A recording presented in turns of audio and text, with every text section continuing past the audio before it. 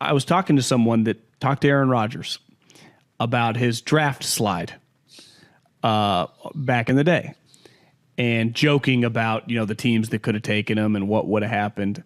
And Aaron basically said, not so many words, that I've been around long enough and I've seen a lot of other quarterbacks to not be basically cocky and arrogant enough to know that situation, coaching staff, and setup impacted, obviously, myself, but countless players throughout the league, not just at this position, at quarterback, but at all positions, right?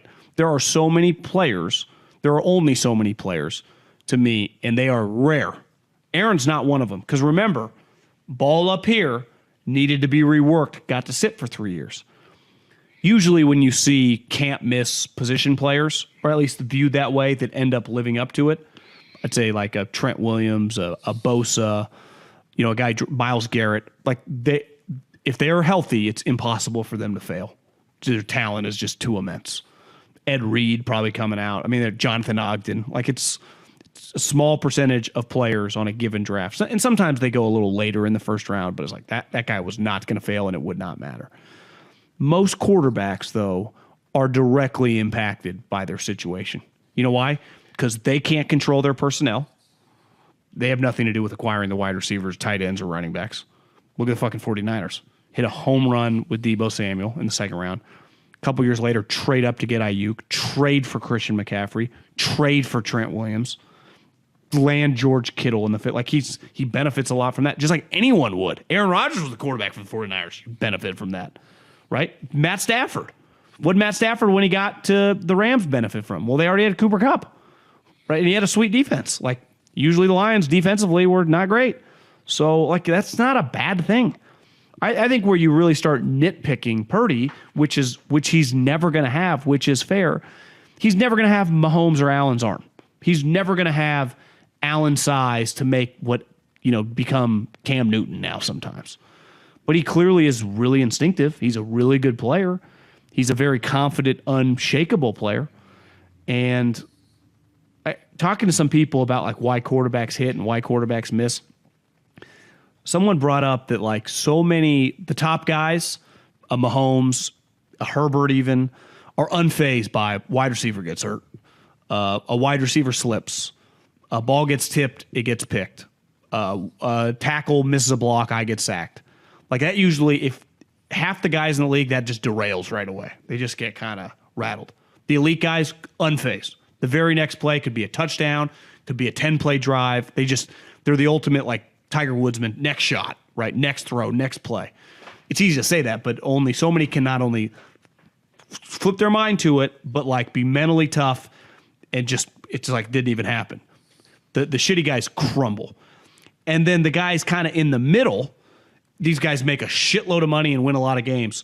Jimmy was like this for a while. And then the better versions, the more productive versions on a stat sheet, Cousins, Dak. I think Derek's had years where he's more productive than Jimmy in terms of touchdown throws or yards or whatever. They can do it somewhere in the middle. They can never do it at the high end like Herbert, Allen, or whatever, but they do it more than all the shitty guys, so they're more than functional to play with. And I think right now Purdy has proven right away, he's already at least in that crew of just being able to function, which is at the 7th round. If he can just maintain that for a while, it gets complicated by where those guys ultimately got complicated. Derek, Jimmy, they were always able to finagle him for not that much money. I think Cousins and Dak are the examples of they got really expensive. And then they become polarizing because it's God, but they have never changed as a player. So to me, if Purdy just can sustain this, you clearly can win huge with this. It just gets the problem is, in 2 years when he's eligible to get paid, he's, 30 touchdowns and 9 picks. And it's maybe he won a Super Bowl. Maybe he's been to a couple and they lost. Who knows? But he's just God, this is going really well. It's well, are we giving this guy 190 guaranteed? That's where it gets complicated. But it can't be argued that already he's in the crew that is polarizing because they're already pretty good. It's just, are they good enough? He's in that crew, which has already lapped all the other guys, which is the majority. The reason I don't get sick of talking about Brock right now is because he's in the most interesting period of time, this growth period, right? for a quarterback where he's developing and we're trying to figure out what he's going to be, because you're right. If you keep winning, then one day you're going to become not 100, you're going to become a $50 million a year quarterback by that time, right? And are you going to be good enough to bear that much of the salary cap and still help your team win? But it doesn't have to be that today. Early childhood development is such an important part of who you become, right? You know, there's some people, it's like, I could have grown up anywhere with bad parents. I would have become a star. And other people like, no, if it wasn't for my family, I wouldn't have developed into who I am. It's why I think Alex Smith is such a fascinating NFL character, because he was born into an awful situation and it just continued to be awful. And still he found his way out on the other end. He's like one of those stories, like he got a Harvard scholarship and he lived in 17 cars as a kid. Like that was Alex's NFL career. It was just a complete and utter disaster. And somehow he didn't get ruined. But when you are in the situation that Brock is in, it gives you the best possible chance to eventually find whatever your full potential is. I remember during the show, like maybe 3 weeks ago, I got a text while we were on from a former NFL quarterback. Remember, I read it and I said to you, he said how much he loves Brock's ability to just handle the pressure. I haven't said this, but I called him like that day or the next day. And I was like, just explain to me like what it's like to be a quarterback. He's like, well, imagine you get hit really hard. He said, imagine Aaron Donald just crushes you, and you're trying to catch your breath. But the play clock is rolling and it's 3rd and 13 and the crowd is going crazy. Not a great, this obviously wouldn't be a Rams road game, but you're on the road somewhere and Aaron Donald's playing for that team. The crowd's going crazy. The coach is in your ear, getting your next play call. He's like, and you start to panic. Like it's just hard to settle down. And I was like, what does that mean? Like, is your heart racing? He's like, it's all of it. Your heart's racing, your mind's racing. Everybody's looking at you. The crowd is getting loud. It's overwhelming. And he goes, Brock so far has not, he's like, some guys can handle that. Most guys, you just get overwhelmed. He goes, so far when I watch Brock, it doesn't affect them. Like he can handle it. He goes, it's really normal to just feel like I need a minute. And I didn't think of it. I said it yesterday on a video, was like the receiver gets to do this, right? Tap the top of his head and jog out and catch his breath. Bosa, Donald, I mean, the star D lineman gets to do it. Quarterback doesn't get to. So I said to the guy, I was like, when was the last time you were fearless in the pocket? Where like none of the shit was in your dome? And he said high school. This guy played 6 years in the NFL. He goes, but I got to college. I got beat up a lot in college. I got to the NFL. I had baggage. I went to a bad team. I got beat up in the NFL. And so like when we talk about, when I say like, well, Kyle's got to get credit for some of Brock's success. At a certain point, like with Joe Montana, who had the West Coast offense, and Bill Walsh, like with Tom Brady, who had one of the greatest coaches of all time and really didn't have to do much to win his first Super Bowl relative to what he later had to do in his career. What came later, partly you got to credit how it started with them, that they were given this chance to just do a little. And that's the position Brock's in. What did you just put up? Brock is Eminem at the end of 8 Mile. Odds against him and kills it. I think there's something to. I do live in a trailer park with my mom. The more he does. He lives in a a Motel 8 with a roommate. No. Someone DM me. They're like, does the NFL or the 49ers have special setups for guys like Brock Purdy not making much money to find living arrangements? I'm like, he does make $800,000. Like, I mean, the guy, yeah, he can't buy the Palo Alto or Los Altos Hills or Los Gatos fucking mansion next to Jed, Kyle, and John.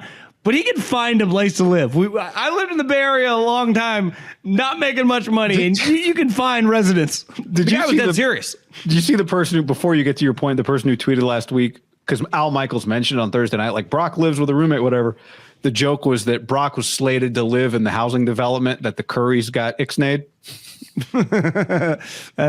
Did it get ixnayed or did it pass through? I have no idea. But anyway. Well, yeah, because remember last year he moved, doesn't know if he's going to make the team. He's just with like an undrafted free agent and like a 6th-round pick. He's not alone. I would say most 7th-round picks, if you just looked around the league, would not just, I'm going to sign a 4-year lease. Like your agent, people like, hey, listen, I believe in you. We can make a career of this, but just let's go 6-month lease here to start in OTAs. Yeah. And one thing I'm really going to look at moving forward when it comes to quarterbacks, and specifically when it comes to quarterback prospects, have you been through the mud a little bit, and have you been through the shit? And I think that translates. And that could just be as simple as like, have you been in a college program? Like this is now Caleb may be so good. Like teams he's played for are always the favorite. Oklahoma and USC. A lot like the Ohio State quarterbacks. Advantage every game they have. Where you'd look at, and I'm not saying I'm big or not big on this guy, but I would say Bo Nix saw the fucking mud in the SEC and it was tough and had to do some introspection, humility, leave, and just kind of reset. Michael Penix played at a school where he's just dissed for a couple years. I'd have to look at his game logs. I know he got hurt in one of them. But then he did play one full season in Indiana. Like, he's playing Penn State. I mean, all these teams that... Remember, he almost beat Ohio State on national TV. Exactly. I can promise you this. He's playing with no one that Ohio State wanted. Not one person that they wanted. Because if they had wanted him, those guys would have been Ohio State. And this gets back to Brock. Did you see the viral clip of... They lost to a MAC school, Iowa State. Was it Kent State or one school in the MAC? No. And Campbell, they're like, it feels like some of the teams we used, like Toledo or something when I was at Fresno State. You know, most of you play in Penn State or whatever, you walk under the tunnel, right? You just go back to your locker room. He was like going up and around. It had like it was like a PJ Tour event, you know, roped off. The fans were right there. And it was an Iowa State fan screaming like, you suck. You deserve to get fired. You're fucking overrated. We wish you would have left a couple years ago. And Campbell turns around and was like about to attack, and one of his players grabbed him. Now, they had just locked to a mass school. They went 4-8 last year, 1-8 in the Big 12. This year, they're 2-2 with a MAC loss. So the program has derailed since Brock. Now, they were not world beaters when Brock was there. Their best year was 9-3, which I would imagine historically for that program is freaking incredible. So like you look back, you go, God, when does he have the better team? And one thing I heard about Purdy is based on his junior year was pretty freaking good, right? The team was awesome. His numbers were awesome. He was just good. They all came back. Then he lost a couple receivers, though, the next year. So their passing game wasn't as good. So they tried to, like, I guess, use more tight ends from what I was told. They just tried to manipulate it with the good players they had. They did not have players.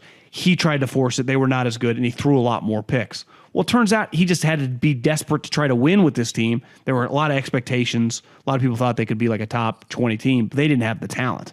They actually did the previous year when they were good. And I think it hurt him, but it didn't make him a worse player. He was just, it'd be like Debo's gone, McCaffrey's gone, Ayuk's gone, Kittle's gone, and it's just a bunch of Joellies. It's like you could be playing, if I just told you it was all Joellies this weekend, like they could lose, even if Purdy was good. And so, yeah, he benefits. Mahomes became fucking Mahomes with Swift's boyfriend, who's the greatest tight end ever, and Tyreek freaking Hill, and Andy Reid, and a sweet offensive line. And Andy's like drafted running backs in the first round, which he regretted, but like he doing everything humanly possible to get him help. Pick. Yeah. Signing Juju, like they were always signing all these sweet, fast receivers. Like no one says that about him. Now, I think the conversation is that there's a difference of being like finding a proper spot for Brock, at least where he is today in late September, his second year in the league, and going, I'm not going to try to put a ceiling on guys like him, but I do think it's fair to say he does have a ceiling, which if things go well around him can be pretty good, just like Dak and Cousins. Now, maybe he could be a better version of those guys. I have a hard time seeing him ever. He just doesn't have the physical capabilities to do like what Herbert or Josh Allen do. Yeah, you're asking him to become Drew Brees. If you're saying he's going to become a little athleticism. Yeah, yeah. Astro says Purdy's best attribute is that he makes less than Mina Kimes.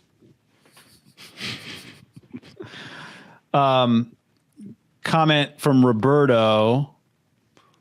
Come on. One thing I wonder, and this is not, I've never heard any, like I don't listen to Mina Kimes. I don't know her takes.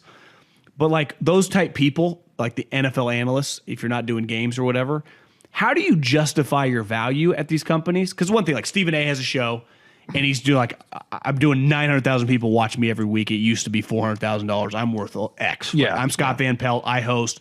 This does this. I'm the morning Mike and Mike or Coward when it's easy to quantify your value and kind of know. If I'm just an analyst, like what do I like? It's just how much you like me. Social stuff, maybe too. The ratings when you're on. But it's like, is that don't know. really going to be that dramatic on an NFL life? I just don't know how you justify in the argument. Like if I was the executive, somebody else offered you a contract, they don't want to lose you. Could have just been supplied to like somebody else offered her $1 million, and the ESPN was like, yeah, okay, 1.4.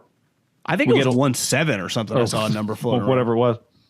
Roberto says, does Tua benefit from the system? I honestly believe creating a system is a way to denigrate the quarterback. I mean, yeah, like if given the choice between credit and Tyreek, I think he would just choose Tyreek and not worry about the credit. You know, the older you get, the more you get the credit. The more you're around, the more you prove it, the more you get the credit. It's really not that complicated. So when Joe Montana, somebody made the comment, aren't you giving Bill Walsh credit for Joe? He took the Chiefs to the NFC Championship game. Yeah, he developed. He got better. You apprentice, then you become the one in charge. You go to you go to a hospital as an intern or whatever they call it, and then you become the doctor. And then you're the 40-year doctor. Then you're teaching the class. Like you evolve, you get better, but you have to not kill your career within 3 years to have a shot in order to, to ultimately be that guy. I think people forget because the mid 2000s feels like 50 years ago, not 15. I think after he had his 3 Super Bowls and then Peyton got one, there were constant arguments. It's like Tom Brady's not actually better than Peyton Manning, even though he'd won Peyton Manning. I don't think Tom really started separating until like post undefeated season, and then they started rattling off more, and then it was undisputable. It was undisputable. I would say a lot of our high school and college was Peyton Manning's a better player than Tom. Yeah. He's winning because their defense is better and their team's better, but Peyton Manning is 100% a better player. Drew Brees, I remember that conversation with Brees all the time. Like, would Brees be this guy if he played for somebody other than Sean Payton? And I think that's a fair argument, though. Sure. But the answer is like, well, this is who he played for. And so he racked up historic yards and won a Super Bowl. Yeah. Well, it's like Steve Young's career was in shambles till he got around the 49ers and Walsh, and they all kind of got it together, and the rest is history, right? It matters who not only supports you, but at quarterback, it's honestly at a lot of the offensive positions. Like if I'm a running back, like do I have a guy that can scheme the run game and who's blocking for me? If I'm a wide receiver, I can be a top 5 talent in the NFL. If my quarterback, Zach Wilson, like Garrett Wilson might be, if you put him on the 49ers, could get 95 catches, or if the Chiefs had him, he might have 130 catches. You might look up at the end of the season, Garrett Wilson has like 57 catches, right? Right. It's like especially he's not that bad. I mean, yeah. I mean, it's not maybe trending less. well. But my point is, there's nothing. That's the thing with football more than these other sports, right? If Aaron Judge can hit no matter what team he played for, right? Would Aaron Judge be really good if I put him on the shittiest team or the best team, if he's healthy? Same guy. Exactly. Baseball's a plug and play league. Basketball, obviously, there is some influence, but I would say for the most part, sweet players historically in basketball are sweet players. Now, some impact winning more than others that have big stats, but like they're getting their numbers wherever. In football, there are the most factors of all the team sports. I don't count hockey because I don't know it, but by far. It feels like hockey actually, like if I just give you Wayne Gretzky in his prime, like or Lemieux or Jaromir Jagr, like they're going to get in their peak, they're going to be unstoppable. I don't know. Steve Yzerman going to be exactly.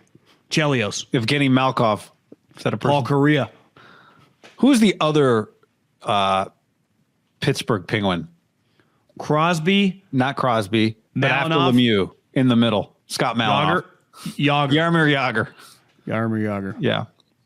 I listened actually one time. I listened one time because I saw it on social media. He went on Spittin' Chicklets Barstool Pod, and I listened to it, and it was really impressive. You're like, it's pretty clear why this guy's awesome. So I just went to YouTube and I watched like a 5-minute and like Wayne Gretzky. It's one of those like highlights with like legends talking, legends talking, and these guys would be chiming in like, yeah, he might be the most talented guy ever, and you find out like I would have thought Jaromir Jagr's like 6 feet. He's like 6'4", 240. Can score, can skate. You're like, Jesus Christ. I remember seeing you say this like as a kid, man. I watched I knew all the hockey players. Yeah, Brett Holt. Well, because ESPN had it in the 90s. Eric Lindros. Analogy. Hockey was a big property for us, like in junior high on television. Yeah, that's true. It'd be just like Olbermann and Dan Patrick doing highlights. Stuart Scott. Yeah, that's true. Yeah. If a bomb-sniffing dog finds a bomb, the guy who trained the dog 5 years ago gets some of the credit, and then the dog gets the credit. We trained the dog did it. But I think where this is different, and this is a good comment here from Bazimian on YouTube. Oh, no, that's the wrong comment. Hold on. The comment was about player development. I'm not sure if Kyle makes his QB better in terms of developing him. Look at Jimmy's numbers so far in Vegas, or Nick Mullins or Matt Ryan without him. So he's saying, like, he doesn't develop him for his career, like with skills he can take somewhere else. It just only works. Kyle's like a European outlet, and his quarterback is a European plug. And then he leaves and he's trying to plug into American outlets, and it doesn't work the same way. So stay with Kyle then, you know. I think Kyle is actually, I think Andy truly, especially with a quarterback, kind of likes tinkering and working and just, you know, it's just like a piece of clay. Kyle's closer to like Nick Saban in the NIL. It's very transactional. It's like, I'm here for something, you're here for something, let's just make it work. Mm-hmm. But somehow, like in his press conferences and the player, like clearly everyone likes each other, but it's very transactional where it feels like, God, you know, Pete Carroll really liked those guys, you know, Andy, these guys they all love each other. Like, I'm not saying Kyle doesn't like them, but it's like, it's closer to transactional, but everyone's succeeding. So everyone's cool with it. Like there's nothing, transactional is not bad if everyone's getting rich, right? Belichick had a transactional element to him, I would say, during the era, wouldn't you? Yes, for sure. But he was also not the play caller. So true. Yeah. Though he knew the whole thing, right? He knew everything.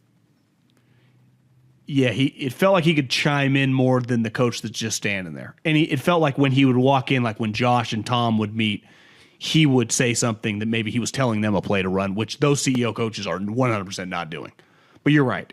Remember when Alabama and Clemson, like the dynasty was peaking for Alabama, then Clemson came and it was like bought and paid for versus family. And it was kind of cool to watch. And I was at the game. I was at the national championship game where Clemson family kicked their ass. And love, and you knew their moms, and Nick just cared about how fucking strong you were. Yeah.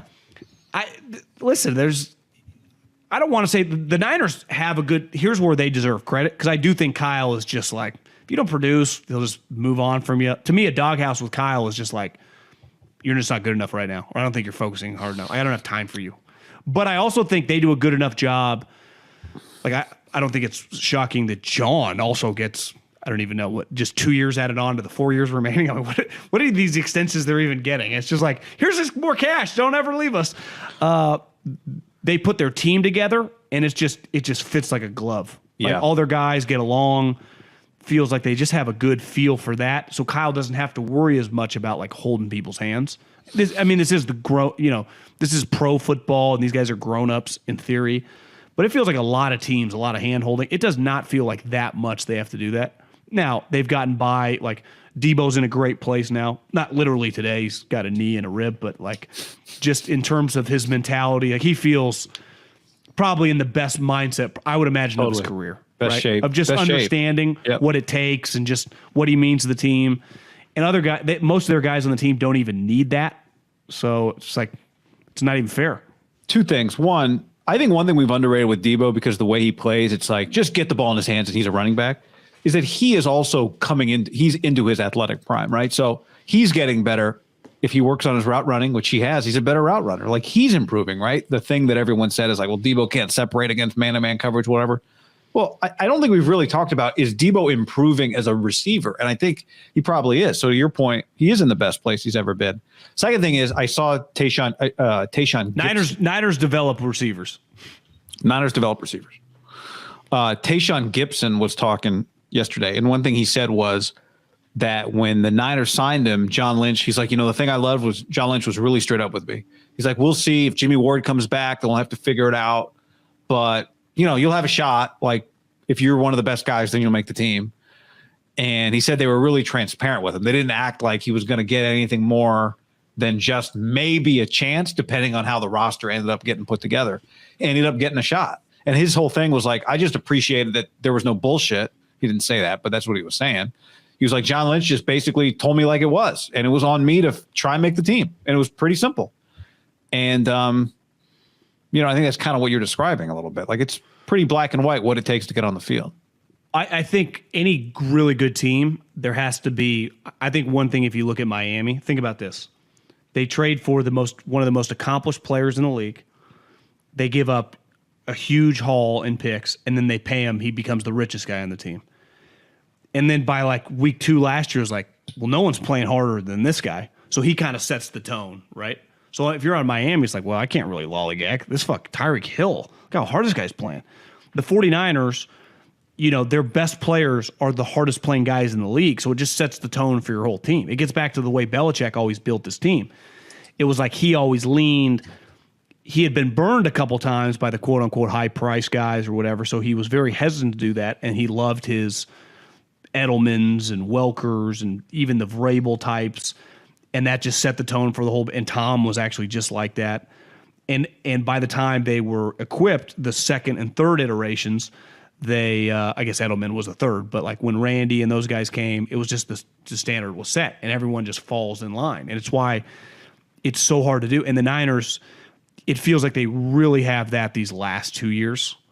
They were they're finding their way there. It didn't mean they didn't have talent and they couldn't beat you in the Super Bowl team, but now it feels like everyone, like Jimmy Ward. I watched he had an interview clip came up. It's like, he's just an impressive guy. And I would imagine he's impacted the Texans greatly, right? Just in terms of the standard, how to work. This is a guy that comes from a winning organization. I bet he has an enormous voice for a lot of the young guys. And when you get in the right spot, you got to keep key guys and have them stay healthy and have them stay productive. You can lose guys like that because the Niners aren't going to be done losing. Like, all these guys aren't going to be on the team forever. I mean, Bosa feels like he'll be there for a while, and obviously Trent more than likely retires a Niner, and Kittle's got a while now that they restructured the contract. But like, maybe you lose Ayuk, and maybe you add, the Florida State receiver next. It's just these. This it's like Ronnie Bell. Yeah, it sucks, but that's the way football works with money. Yeah. Like I keep getting back to this. Ayuk, I saw. He's banged up right now. Clearly, you just wonder what's going to happen big picture, with him, especially if Debo's good again and they got McCaffrey and they know that they can draft wide receivers in the second and third round. And, they start going, God, we would love to invest in another big time offensive lineman. And this is what Bill did for so long. It's the only way to sustain it. Andy has made a career out of doing this even when he wasn't winning Super Bowls in Philly. You got to make tough decisions with guys you really like and guys that stand for the things you stand for. And sometimes you get rid of Buckner and you get Kinlaw. But sometimes you get rid of Diggs and you get Justin Jefferson. Like, it can be done right. And sometimes you just get rid of this guy. He's not quite as good, but he's way cheaper. That's going to be the big picture about the 49ers sustaining this, because clearly their talent and just what they got going on right now is I think it's pretty it's fun to watch. Well, They got a more humble group, I feel. Humble's the wrong word, but a more low-key group than the 49er, than the Harbaugh teams, I feel like. Because the 49er Harbaugh teams had, at any moment, you just felt like, God, someone could get shot or arrested or something weird could go down. Yeah. And it happened all the time. Yeah.